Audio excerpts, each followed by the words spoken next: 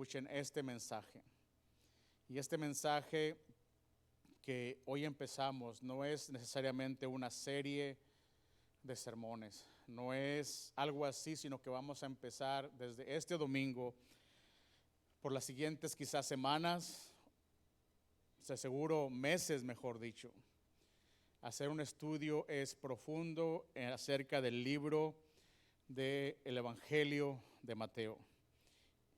Vamos a empezar a hablar acerca de este libro, vamos a estudiarlo con profundidad y vamos a estar hablando de esto quizás algunas semanas, hagamos una pausa para que hablar acerca de otro tema, depende de qué le ponga el corazón a nuestro pastor principal, Bo Kilgore de la iglesia, a predicar, pero el enfoque va a ser hacer un estudio bíblico acerca del libro o del Evangelio según San Mateo, amén.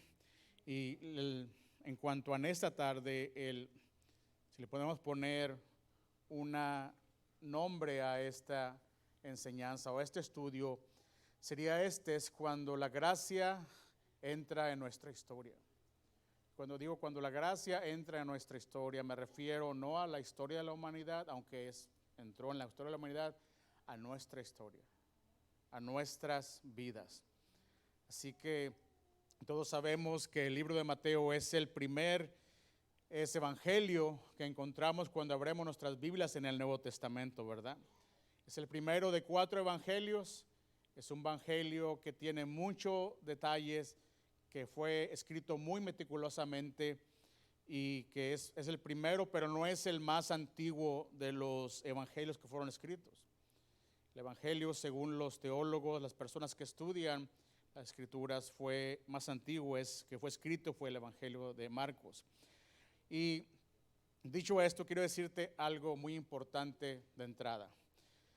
Si usted ha leído el evangelio de Mateo, usted puede ver que este evangelio no comienza como la mayoría lo esperaría. Su narrativa no empieza contando algún milagro que hizo el Señor Jesús. Así no empieza. Su narrativa no empieza tampoco con un sermón, no empieza con un mensaje. Este evangelio no empieza tampoco con una historia o una escena dramática. Empieza con una genealogía. Y la genealogía que la que empieza a narrar es la genealogía del Señor Jesucristo. Y en esta genealogía nos da nombres, nos relata algo acerca de la historia y nos escribe acerca de la descendencia familiar del Señor. Pero esto lo hace no es por accidente. Mateo no está desperdiciando palabras solo para llenar el contenido de un libro, pero lo que sí está haciendo Mateo, la intención de Mateo al iniciar con esta genealogía en el evangelio, es que él está anunciando algo. Él está anunciando algo, porque si usted acaso no lo sabía, el último libro escrito en el Antiguo Testamento es el libro del profeta Malaquías. Y desde ahí hasta el libro de Mateo es un océano, si lo podemos poner de esa manera, de cerca de 400 años, donde el Señor no habló ninguna palabra a través de sus profetas a su pueblo. Desde el que terminó el libro de Malaquías hasta que empezamos a leer el libro de Mateo, hubo 400 años de silencio completo de parte de Dios. Y este fue un periodo de 400 años en que Dios no habló ninguna palabra a su pueblo. 400 años, hermano, en los que el cielo parecía estar completamente en silencio. Y entonces, Mateo, damos un paso gigantesco desde el Antiguo Testamento hasta el libro de Mateo.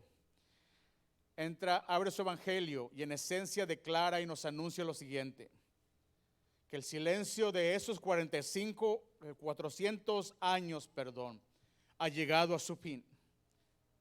Que el silencio se ha terminado y que el rey que había sido prometido en el Antiguo Testamento a través de muchos profetas ha llegado a la tierra y que las promesas que Dios hizo no han fallado, se han cumplido. Ahora, hay algo muy significativo en por qué Mateo es el hombre que Dios usó para escribir este evangelio. Mateo era un cobrador de impuestos. Mateo era un hombre judío, pero Mateo sabía lo que era vivir marcado por la vergüenza. ¿A qué me refiero? Aunque es un hombre judío, Mateo es un recolector de impuestos. Básicamente había él traicionado a su pueblo Israel a trabajar para el imperio romano. Entonces el pueblo de Israel lo veía básicamente por esto con desprecio. También podemos creer con fidelidad que Mateo, al traicionar a su pueblo, hacerse cobrador de impuestos, se hizo una persona muy, pero muy rica económicamente. Porque parte de todo lo que él colectaba, parte de esos impuestos que él cobraba, él agarraba una comisión. Entonces, si alguien sabe qué es sentirse despreciado, qué es sentirse odiado o que te digan traidor, es Mateo. Pero aún así, en esa condición, Jesús lo vio, Jesús lo llamó y transformó su vida para siempre. Mateo conocía personalmente, hermano, de primera mano, lo que sucede cuando la gracia de Dios entra en la historia de la vida de alguien y lo cambia todo. Amén. La Biblia dice en Mateo capítulo 1 al 1, vamos a leer solamente un capítulo, dice el libro de la genealogía de Jesucristo, hijo de David, hijo de Abraham. Este versículo por sí solo, hermano, nos da los dos primeros fundamentos de este mensaje que estamos hablando en esta tarde. Mateo comienza llamándole a Jesús hijo de David.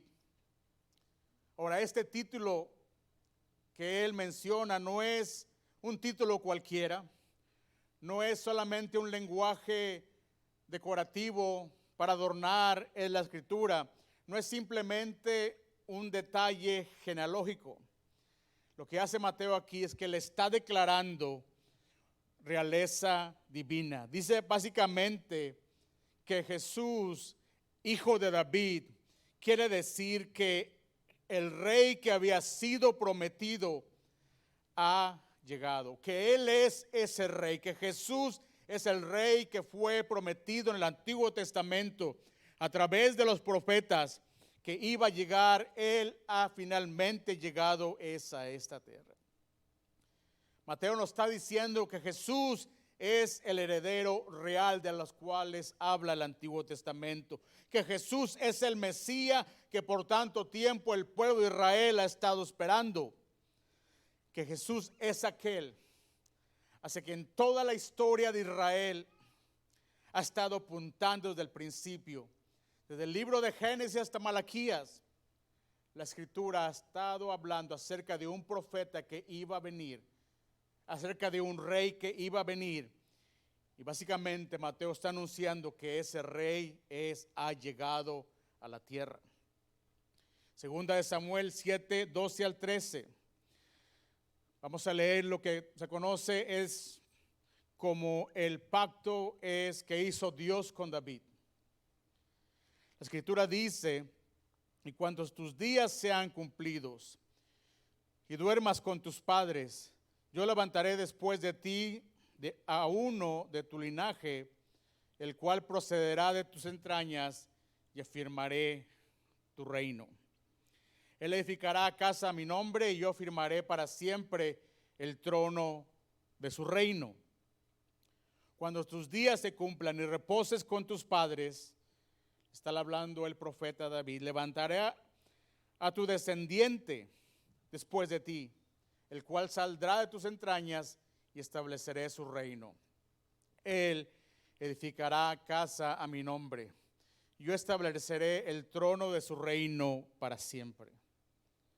Jeremías habla también al respecto acerca de eso y dice: vienen días, declara el Señor, en que levantaré a David un renuevo justo, o sea, un descendiente. Él reinará como rey, actuará sabiamente y practicará el derecho y la justicia en la tierra. En sus días Judá será salvada e Israel morará seguro. Y este es su nombre por el cual será llamado: el Señor, justicia nuestra. Así que cuando Mateo escribe Jesucristo, hijo de David, está diciendo que el rey que les fue prometido ha llegado. Y quiero que usted note algo en este Mateo, en este primer versículo de Mateo. Todos sabemos que Abraham vivió muchos años antes que David. La Biblia incluso narra más adelante en la Escritura que fueron 14 generaciones aparte. Pero note usted esto, que David es nombrado primero en el versículo de la Escritura. Cuando Mateo dice Jesucristo, hijo de David, hijo de Abraham, hace esto con toda intencionalidad. Porque Mateo pone al frente la declaración de que Jesús es realeza divina. Y quiere que escuchemos desde el principio, desde el primer momento de que él empieza a escribir este evangelio, que Jesús, el linaje, la genealogía que está él hablando, es la genealogía del rey que fue prometido. Mateo quiere que sepamos de antemano quién es Jesús. Incluso mucho antes de registrar sus primeras palabras, o mucho antes de registrar el primer milagro del Señor en este evangelio, Mateo quiere que entendamos que Jesús no es solo un maestro al cual debemos admirar. Él quiere que entendamos que Jesús no es solo una ayuda o alguien a quien acudir cuando la vida se pone difícil. Que solo no es sola una opción religiosa entre muchas más. Que no es Jesús un Dios entre muchos más, sino que Jesús es el Rey que nos fue prometido. Amén. Eso significa, hermanos, que durante esos 400 años de silencio, cuando el Señor nunca habló, eso quiere decir que el trono nunca estuvo vacío. Eso significa que la historia de la humanidad en esos 400 años no se encontró a la deriva en un limbo.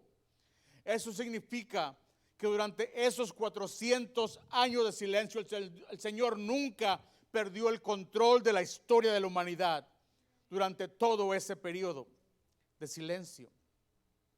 Eso significa que las promesas de Dios nunca expiraron, que las promesas de Dios nunca tuvieron fecha de caducidad. Mientras generaciones iban y venían, y algunos de nosotros necesitamos que se nos recuerde esto, hermano, que Dios nunca deja de estar en control de la historia de nuestra humanidad. Porque cuando usted mira el mundo en el que vivimos, cuando vemos la cultura y cómo se comporta, los patrones de la cultura, cuando vemos toda la confusión que hay es en el mundo que nos rodea, cuando vemos cómo cristianos o creyentes vienen aquí a la iglesia y aún así se comprometen con las cosas del mundo, cuando vemos todo el caos y toda la inestabilidad que existe es en el mundo, es fácil empezar a preguntarte, ¿quién tiene el control? ¿Lo tiene es el mundo? ¿O todavía lo tiene el Señor? Es fácil empezar quizás a veces a vivir como si todo quizás dependiera de nosotros. Como si nosotros tuviéramos nuestro propio control de nuestra vida. Pero Mateo dice, no, Jesús es el Rey que nos fue prometido. En otras palabras, quiero decirte algo en esta tarde, que la respuesta a muchas cosas que nos pasan en la vida no es viviendo, es coronándonos a nosotros mismos. No es confiar, es de nuestro propio control y nuestra propia inteligencia. La respuesta no es construir una vida donde tú sigues en el trono, pero Jesús no está ahí. La respuesta para nuestras vidas es esta, hermano.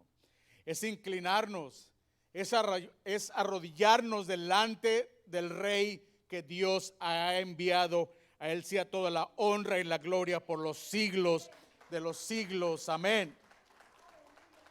Pero Mateo no solo lo llama hijo de David, también lo llama hijo de Abraham. Eso significa que Jesús no es solamente el rey prometido. Él es algo más que eso.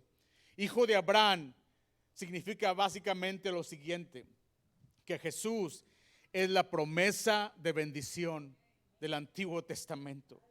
Que eso significa que Jesús es el heredero del pacto, que Jesús es la simiente, es el descendiente prometido, por medio del cual la bendición de Dios llega a todas las naciones de la tierra. Génesis 12, 1 al 3, la Biblia dice lo siguiente para apoyar lo que te estoy diciendo. Y el Señor dijo a Abraham: vete de tu tierra, de entre tus parientes y de la casa de tu padre, a la tierra que yo te mostraré. Haré de ti una nación grande y te bendeciré, engrandeceré tu nombre y serás bendición. Bendeciré a los que te bendigan y al que te maldiga maldeciré. En ti serán benditas todas las familias de la tierra. Génesis 22, 18 continúa la Biblia diciendo: en tu simiente serán bendecidas todas las naciones de la tierra, porque tú has obedecido mi voz. Cuando Mateo dice que Jesús es hijo de Abraham, se refiere básicamente a esto, hermano, que es Jesús el que está en el centro de la historia del pacto de Dios. Nos dice que Jesús no es desconectado del Antiguo Testamento. Básicamente nos está diciendo que Jesús no es separado de las promesas que Dios nos ha hecho, sino que Jesús es el cumplimiento de esas promesas. Amén. Y Mateo nos muestra algo muy, pero muy poderoso, que en el Señor Jesucristo el trono y las promesas de Dios se encuentran en un lugar. Y esto es de suma importancia, porque esto significa que Dios es fiel y que siempre cumple su palabra. Amén. Dios le hizo una promesa a Abraham y la cumplió en Jesucristo. Dios le hizo una promesa a David y la cumplió en Jesucristo. Pasaron generaciones, han pasado imperios, se han levantado y se cayeron. La gente pecó contra Dios, los reyes le fallaron a Dios. El pueblo de Israel fue llevado al exilio. Hubo 400 años de silencio, pero Dios cumplió su promesa y su palabra. Amén. Y eso significa algo para ti, para mí, es el día de hoy. Esto significa que si Dios puede preservar su promesa a lo largo de los siglos, significa que tú y yo podemos confiarle toda nuestra vida en esta tarde. Amén. Si Dios gobierna la historia de la humanidad, Él puede gobernar tu futuro. Si Dios sostuvo su promesa por generaciones, Él puede sostenerte en medio de la temporada difícil por la que estás atravesando. El versículo 1 nos dice quién es Jesús. Ahora pasemos de Mateo 1 a lo siguiente, la genealogía del Señor Jesucristo. Mateo 1, 12 al 17. Abraham fue padre de Isaac, Isaac de Jacob y Jacob de Judá. y de sus hermanos. Judá fue padre de Fares y de Zara, cuya madre fue Tamar. Fares fue padre de Esrom y Esrom de Aram. Aram fue padre de Aminadab y Aminadab de Nazón y Nazón de Salmón. Salmón fue padre de Boz, cuya madre fue Rahab. Boz fue padre de Obed, cuya madre fue Ruth. Y Obed fue padre de Isaí. Y Isaí fue padre del rey David. Y David fue padre de Salomón, cuya madre Betsabé había sido mujer de Urías. Salomón fue padre de Roboam, Roboam de Abías y Abías de Asa. Asa fue padre de Josafat, Josafat de Joram y Joram de Usías. Usías fue padre de Jotam y Jotam de Acaz y Acaz de Ezequías. Ezequías fue padre de Manasés, Manasés de Amón y Amón de Josías. Josías fue padre de Jeconías y de sus hermanos durante la deportación a Babilonia. Después de la deportación a Babilonia, Jeconías fue padre de Salatiel y Salatiel de Zorobabel. Zorobabel fue padre de Abiud, Abiud de Eliakim y Eliakim de Azor. Azor fue padre de Sadoc, Sadoc de Akim y Akim de Eliud. Eliud fue padre de Eleazar, Eleazar de Matán y Matán de Jacob. Jacob fue padre de José, el marido de María, de la cual nació Jesús llamado el Cristo. De manera, escúchame bien lo que te voy a decir, que todas las generaciones desde Abraham hasta David son 14. Y desde David hasta la deportación a Babilonia, 14 generaciones. Y de la deportación de Babilonia hasta Cristo, 14 generaciones. Y una vez, hermanos, que Mateo identifica a Jesús como el hijo de David, el hijo de Abraham, comienza a narrar la genealogía que te acabo de leer en esta tarde. Y cuando usted la lee, se va a dar cuenta de algo muy rápido. No tienes que ser un conocedor muy profundo en la Biblia. Lo que te das cuenta muy rápido es esto, que el árbol genealógico, la descendencia de Jesucristo, no es un árbol familiar muy fino. Te das cuenta que no tiene un historial limpio.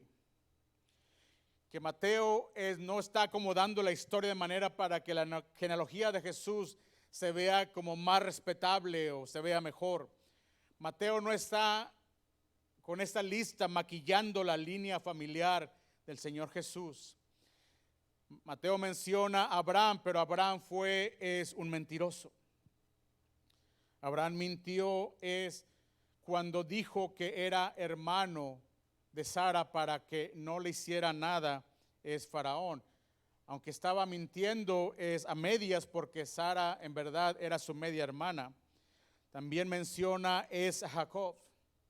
Jacob fue un hombre que vivió una vida marcada por el engaño antes de que el Señor Jesús lo transformara. Todos se acuerdan que engañó a su propio padre, haciéndose pasar por su hermano. La genealogía también menciona a Judá. Y Judá, aunque fueron hombres, una tribu poderosa y guerrera, también fue una tribu que cometió muchos, pero muchos pecados, especialmente pecados sexuales y pecados que causaron deshonra.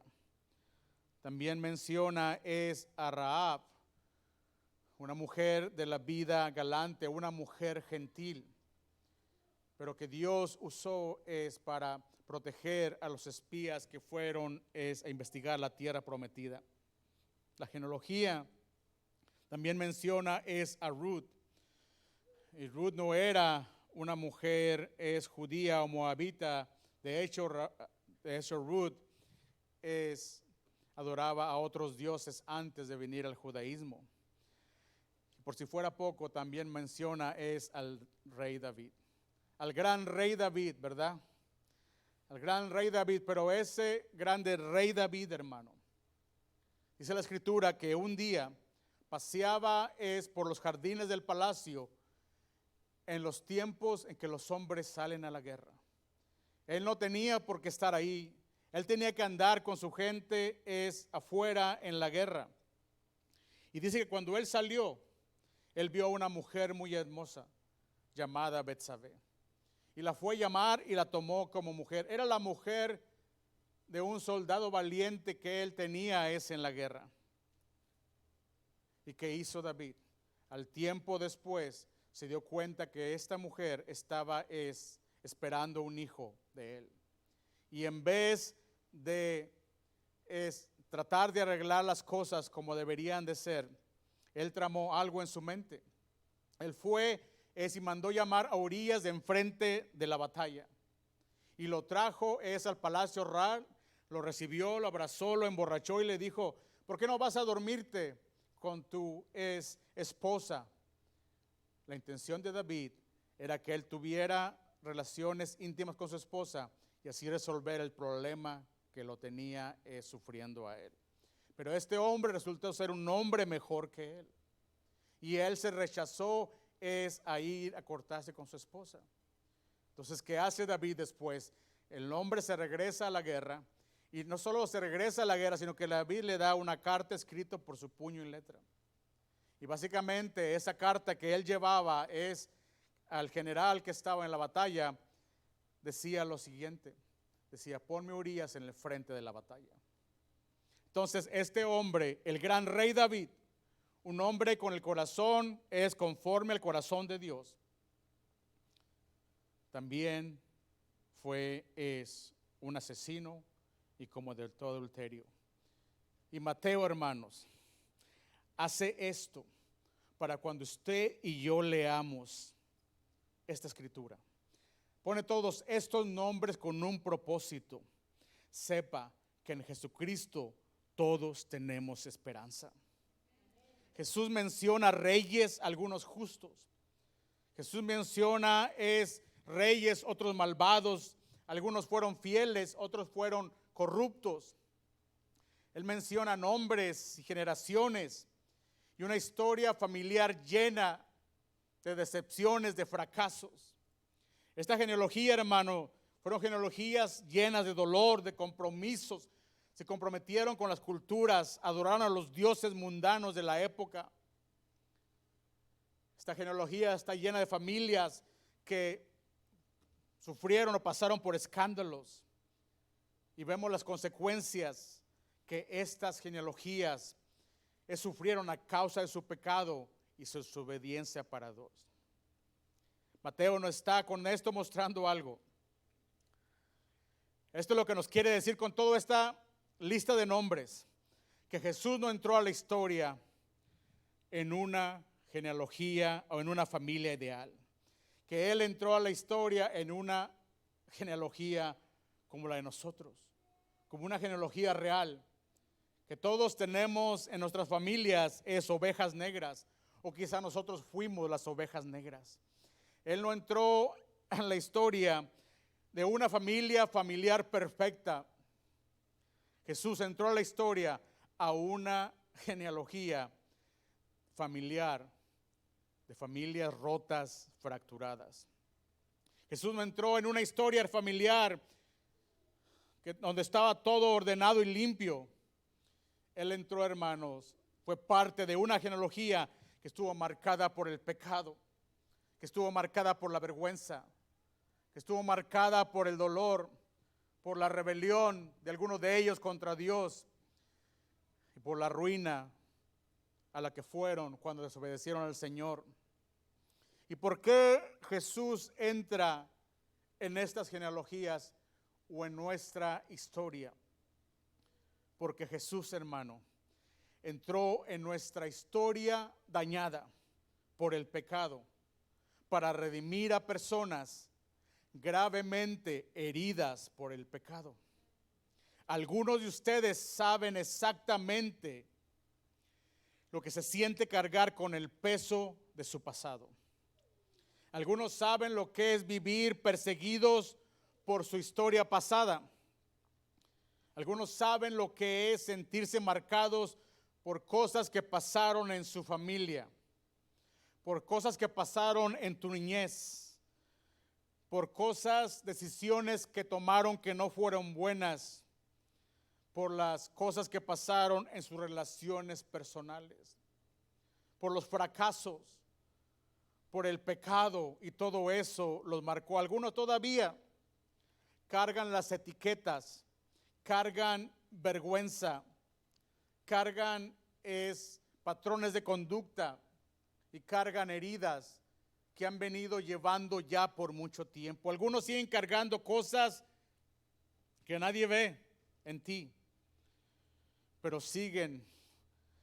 estas cosas, hermano, si siguen moldeando cómo pensamos o cómo piensan. Estas cosas que venimos cargando que nadie conoce, moldea cómo amamos a las personas, si confiamos o no en ellas. Y el enemigo siempre, nunca va a faltar para venir a susurrarte a tu oído que tu pasado es tu identidad, que tu vida pasada va a seguir siendo tu destino, que si tu padre fue alcohólico, su abuelo fue alcohólico, tu tatarabuelo o tu bisabuelo fue alcohólico, entonces tú vas a ser alcohólico y tus hijos después de ti. El enemigo susurra a tu cabeza que tu historia familiar va a determinar tu futuro y que ese fracaso que tuviste en la vida siempre te va a definir toda la vida. Pero la Biblia dice, hermanos, que 7 veces cae el justo y 7 veces se va a volver a levantar. Amén. Pero Mateo 1 nos muestra, algo diferente. Esto es lo que nos muestra Mateo 1:1. Nos muestra que tu pasado es real, es verdadero, que tu pasado es serio, que quizás tu pasado es muy doloroso, pero que tu pasado no es mayor que Jesucristo de Nazaret. Amén. Tu pasado puede ser doloroso, pero no es mayor que Jesús. Y aquí necesito detenerme un momento, porque esta es la parte del mensaje donde algunos ya no necesitan que se les dé más información. Lo que algunos necesitamos en esta tarde es esperanza para la situación por la cual estamos atravesando. Hay algunos de nosotros que necesitamos que se nos hable con la verdad, con una verdad con peso. Algunos de nosotros necesitamos la verdad de la palabra de Dios, confrontando la mentira bajo la que han estado viviendo algunos de ustedes por mucho tiempo. Algunos de ustedes vienen de hogares donde hubo mucho caos, donde hubo muchos problemas. Algunos de ustedes vienen de familias marcadas por la adicción. Por la adicción al alcohol, por la adicción a las drogas, por la adicción a la pornografía, por la adicción al chisme. Algunos de ustedes vienen de sistemas familiares llenos de ira, llenos de enojo. Algunos de ustedes vienen de sistemas familiares llenos o marcados por el abandono, por la traición, dañados por el abuso, por la manipulación, por el pecado sexual. Algunos de ustedes vienen heridos por la vergüenza que estás tratando de ocultar ya por tantos años. Algunos de ustedes vienen heridos por el distanciamiento emocional y el quebranto generacional de vivir en sistemas de familias disfuncionales. Algunos de ustedes no solo están lidiando con lo que hicieron a otras personas, algunos de ustedes también están lidiando con las cosas que te hicieron y cómo te hirieron. Y otros están lidiando en esta tarde con ambas, con las heridas que recibieron de otras personas y con las heridas que les hicieron a otras personas. Y el peligro de todo esto es hermano, que si tú no tienes cuidado y yo no tengo cuidado, podemos empezar a ver nuestras vidas, podemos empezar a interpretar nuestras vidas, lo que pasa en nuestras vidas a través del dolor que sentimos, en lugar de leer tu dolor o interpretar tu dolor a través de Jesucristo. Puedes empezar a creer que porque algo te sucedió o alguien te hizo algo en el pasado, ahora estás atado a ese algo o a esa persona. Puedes empezar a creer que porque lo que te sucedió te marcó, que eso te va a definir el resto de tu vida y que eso tiene autoridad sobre ti. Pero escucha esto una vez más, hermano. Jesús entró en nuestra historia dañada por el pecado para redimir a personas gravemente heridas por el pecado. Y redimir significa esto, que Él no solo se encuentra es observando a la distancia, que Él no solo tiene es compasión de ti y de mí a lo lejos, sino que Él vino para reclamarte como suyo. Él vino es hacerte su hijo y su hija. Él vino para hacerte una nueva criatura en Cristo. Él vino para romper el dominio de aquello que te tiene atado, hermanos. Yo no sé si tú crees esto, pero Dios vive y Él está sentado en su trono. Y Él está esperando a que tú le hables y le llames y clames a Él. Y si tú le hablas y clamas a Él, Él te promete que Él te va a responder. Y nuestro hermano Dani, si puede pasar aquí al frente. Él vino para romper el dominio de aquello que te tiene atado. Juan 1:12-13, la Biblia dice: pero a todos los que lo recibieron, les dio el derecho de llegar a ser hijos de Dios, es decir, a los que creen en su nombre. Si usted ha recibido a Dios, usted es un hijo de Dios. Si usted cree en Dios, en su nombre, usted es un hijo de Dios. Ahora fíjese esto, que no nacieron de sangre, ni de voluntad de la carne, ni de voluntad del hombre, sino de Dios. Entonces, tu historial familiar, hermanos, tu genealogía no te define. Tú no eres simplemente el producto de tu pasado. No eres prisionero de tu linaje familiar. Fuiste creado a la imagen y a la semejanza de Dios. Y cuando tú recibes a Cristo, no solo eres perdonado, también eres adoptado en una nueva familia, en su familia. No es que Dios solo te va a limpiar un poco y nada más por encimita. Él te da una nueva identidad en Él. 2 Corintios 5:17. De modo que si alguno está en Cristo, ¿qué dice? Nueva criatura es. Las cosas viejas pasaron, ahora han sido hechas nuevas. La Escritura dice: si estás en Cristo Jesús, las cosas viejas ya pasaron y que lo nuevo ha llegado a tu vida. Eso significa que lo que antes te dominaba ya no tiene por qué dominarte más. Que lo que antes te definía ya no tiene por qué definirte más. Algunos escuchan mensajes como este y piensan que el predicador está minimizando el dolor por el que estás atravesando. De ninguna manera, hermano. Yo no estoy minimizando el dolor que sientes en este momento, pero sí estoy exaltando a Cristo Jesús, a su palabra y a su poder. Amén. No estoy negando la realidad de tu pasado. No estoy negando la realidad de tu dolor o la vergüenza que sientes. Lo que sí estoy negando en el nombre de Jesús es esto.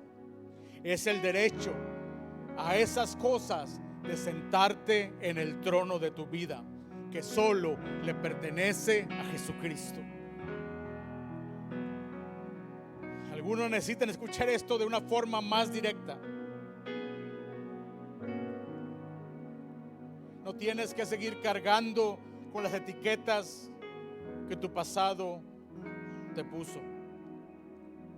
Algunos de ustedes les dijeron: nunca vas a hacer nada. Ojalá no te hubiera tenido como hijo o como hija. No tienes que seguir cargando las etiquetas que tu pasado te puso. No tienes que repetir los patrones de conducta que tu familia normalizó. Tu padre fue alcohólico y tu abuelo fue alcohólico. Tú no tienes que repetir eso. No tienes que vivir bajo el peso de lo que alguien más te hizo. No tienes que construir toda tu identidad alrededor de tu herida. No tienes que permitir que la vergüenza del pecado hable más fuerte a tu vida que la gracia de Dios. La genealogía de Jesucristo, hermano,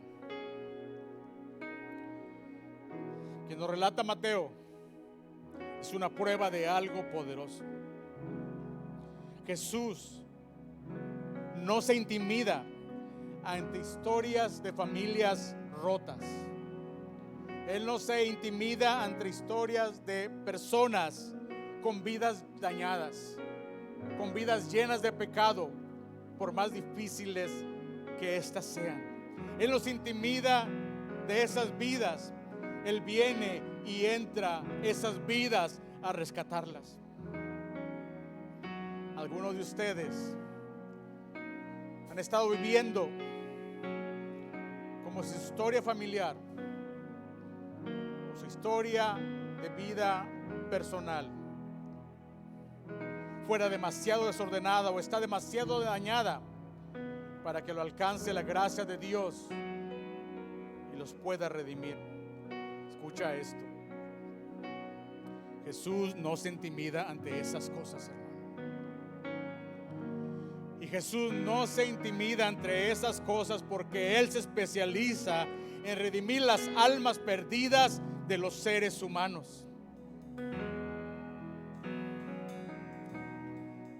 Alguien podría pensar entonces, solo tengo que fingir que estoy bien. No, señor. No, señora. Eso no es lo que estoy diciendo en esta tarde. La redención no es fingir que todo está bien.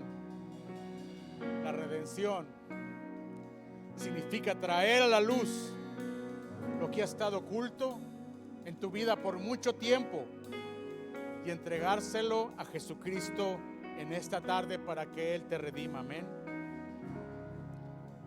Significa arrepentirte de tu pecado. Significa confesar lo que hemos mantenido ya por mucho tiempo en secreto. Aquí está una que para muchos es muy difícil. Significa perdonar a quienes nos han herido y pedir perdón a aquellos a quienes hemos lastimado. Significa rendirle a Dios todas las áreas de nuestra vida que aún controlamos y que no se las hemos rendido a Él todavía. Rendición significa de dejar, de justificar lo que Dios te está llamando a dejar. ¿Qué te está llamando Dios a dejar en esta tarde? ¿Es el orgullo? Quizás es la falta de perdón.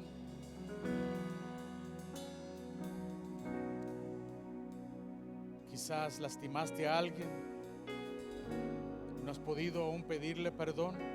¿Qué te está llamando Dios a dejar en esta tarde? Somete tus heridas al Señor en esta tarde. Dale tus patrones de conducta. Tráele tu dolor a este altar en esta tarde. Entrégale tu futuro en Él en esta tarde. Y permítele hacer la obra profunda de restaurarte por completo de una vez por todas. Amén. Pero todo comienza con esta gran verdad. pasado es real, tu presente es real, pero no es mayor que Jesús. Quizás la razón por la que algunos se sienten estancados en su vida es porque todavía están tratando de cargar con una historia que Cristo vino a redimir y a quitarte de tu espalda. Quizás la razón por la que te sientes atrapado, que sientes que no avanzas, es porque todavía estás viviendo bajo una identidad que Jesús vino es a reemplazar, hermano. Tú no eres un perdedor. Tú no eres una perdedora. Tú eres un hijo amado del Señor Jesucristo, que tanto te amó que vino a dar su vida por ti y por mí, que vino a derramar su sangre. Entonces no le creas al diablo, sino repréndelo de tu vida en el nombre de Jesús. Entonces en esta tarde, ¿en qué vas a poner tu confianza? ¿Le vas a confiar a Jesús con la vergüenza que cargas aún? ¿Le puedes confiar a Él con tu dolor? ¿Puedes confiar en esta tarde con tu ira, con tu enojo? ¿Le vas a confiar a Él tu forma de conducta? Porque el Evangelio dice, hermano, que si alguno es en Cristo Jesús, nueva criatura es. Amén. Puede poner de pie conmigo en esta tarde. Le voy a pedir que incline su rostro en un momento. Déjeme hacerle una pregunta. ¿Habrá alguien en esta tarde? ¿Habrá alguien en esta tarde? Eso incluye los que están aquí presentes, que vienen de una buena familia, al igual que los que vienen de una familia rota, fracturada, quebrantada. ¿Habrá alguien en esta tarde? Y eso incluye al que tiene pecados visibles, o al que carga pecados, ocultos. Ya traigo hambre por seguir pescado, ¿verdad? Eso incluye al que fue herido por otros, el que vive avergonzado por lo que él hizo a otros. Eso incluye al que pasa años fingiendo que todo en su vida está bien. Eso incluye al que ha pasado años hasta el día de hoy sufriendo dolor.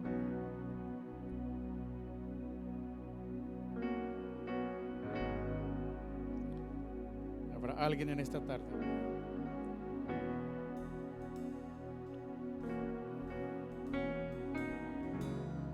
Esta es la predicación, es en un párrafo.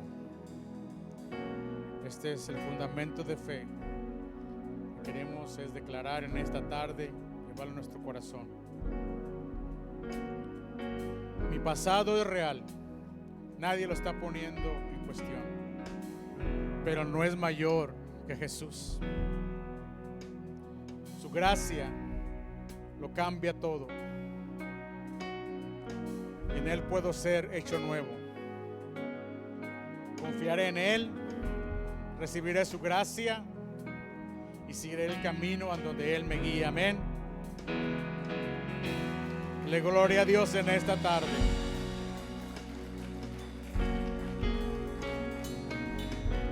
Voy a pedirle al equipo de oración si puede pasar al frente en este momento. Yo quiero invitarte, hermano. Este es un llamado ahora en esta tarde. No quiero forzarte a que pases, pero déjame decirte algo en esta tarde. Para algunos de ustedes la respuesta hoy es esta: necesitan dejar de vivir bajo el pasado y entrar en la familia de Dios por medio de la fe en Jesucristo. Para otros la respuesta en esta tarde es arrepentirse. Es arrepentirse de todos nuestros pecados es dar un giro completamente, es alejarnos del pecado y caminar hacia Jesucristo. Y en esta tarde también tienes la oportunidad no solo de arrepentirte, sino también de ser bautizado, es en el nombre de Jesucristo para el perdón de tus pecados. Así que quiero hacerle esa gran invitación: arrepiéntete, ven al Señor. Su siguiente paso es bautizarte. La Biblia dice que seamos bautizados cada uno de vosotros en el nombre de Jesucristo para el perdón de los pecados. Tenemos la promesa de recibir el Espíritu Santo. El bautismo no es solo una declaración, es opcional. El bautismo es algo importante, es en la vida del cristiano. Así que yo te invito en esta tarde, pasa a que el equipo de oración ore por ti y medita mientras adoramos una vez más qué es lo que quiere Dios que le entregues en esta tarde. El orgullo, la maldicencia, falta de perdón, el chisme, la mentira, tu vida entera. Yo te invito, hermanos, sigamos adorando desde esta tarde. Te doy gracias en esta tarde, Señor, por tu grande amor y tu grande misericordia, Señor, porque te buscamos, oh Dios, porque tú nos escuchas, oh Dios, y porque tú respondes, Señor, a la petición de tu pueblo. En esta tarde, Señor, pido que tu Espíritu Santo esté tocando a las personas, oh Dios, tocando sus corazones, sus mentes en esta hora, Señor. Padre, tráelos a ti, Señor, que ellos puedan ser valientes, Señor, de salir de su silla y reconocer que fuera de ti no hay salvación, Señor, que no hay salvación fuera de ti, porque solo en el nombre de Jesús hay salvación. Solo en ti, Señor, podemos tener paz, Señor, podemos tener vida y vida en abundancia, Señor. Solo tú traes el verdadero gozo, Señor. El mundo promete lo que no puede dar. El mundo promete gozo que no puede dar. El mundo promete paz que no puede dar. El mundo promete felicidad que no puede dar. Oh, pero tú, Señor, tú sí tienes el poder legal de dar y ofrecer todo eso, Señor. Padre, en esta hora, en el nombre de Jesús, Señor, te pido que bendigas a tu congregación, Señor. Traigas paz en las vidas de las personas que están siendo atacadas en su mente, Señor. Las personas que están lidiando con ansiedad, oh Dios, que venga tu Espíritu Santo, Señor, a remover todo lo que no pertenece en esas vidas, en el nombre de Jesús de Nazaret. Para aquellos que están enfermos, oh Dios, del cuerpo, Padre, oh Señor, creemos en tu poder de sanidad, Señor, y ponemos cada cuerpo enfermo en esta tarde en tus manos. Nos agarramos del poder de tu palabra y declaramos, Señor, sanidad, oh Dios, en el nombre de Jesús de Nazaret, a todo cuerpo enfermo, Señor. Padre, glorifícate en esta tarde, Señor. Que haya un testimonio de tu gran poder, Señor. Que haya un gran testimonio de tu amor, Señor. Bendice a tu pueblo, Señor, en esta tarde. Mientras continuamos adorándote en el nombre de Jesús de Nazaret. Le invito a que pase al frente, hermano, a que oren por usted.